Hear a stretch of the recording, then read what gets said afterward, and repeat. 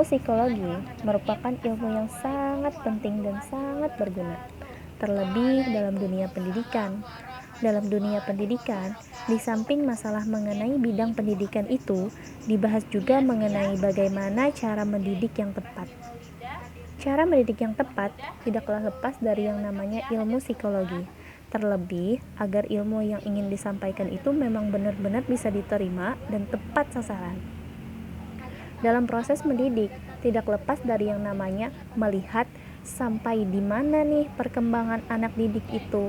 Entah itu perkembangan kognitifnya, atau perkembangan sosial emosional, atau perkembangan moralnya, atau bahkan perkembangan bahasa dari siswa itu.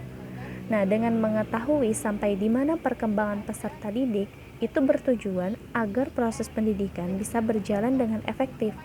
Hal ini coba kita lihat di saat seorang pendidik mengetahui sampai di mana perkembangan peserta didiknya, dia cenderung bisa dengan mudah untuk memilih metode atau cara yang tepat dalam proses penyampaian materi atau dalam proses pembelajaran, sehingga siswa bisa menerima materi yang disampaikan itu. Selain daripada itu, dalam proses pendidikan juga penting untuk mengetahui sampai di mana kematangan siswa.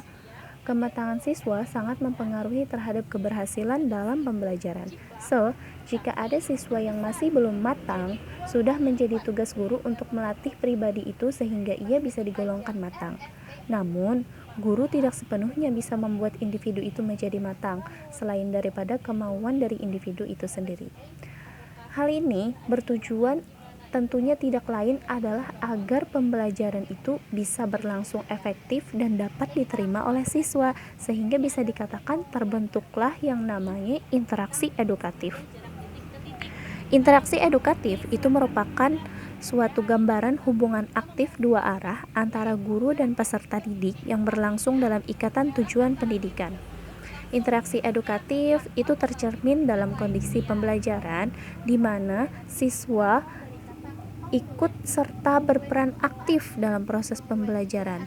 Siswa yang ikut aktif dalam pembelajaran itu menunjukkan bahwa apa yang disampaikan oleh guru itu memang benar-benar tersampaikan.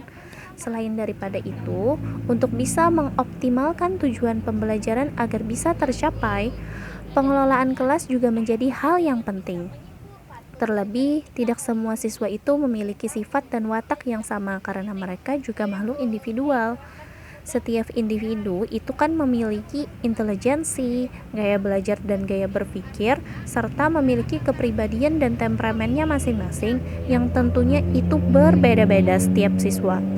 Dalam hal ini, peran guru sangat penting dalam pengelolaan kelas agar proses pembelajaran bisa berlangsung secara efektif dan optimal. Hal ini bisa diatasi dengan cara mengatur posisi duduk saat proses pembelajaran yang membuat siswa itu nggak ada jarak sama guru.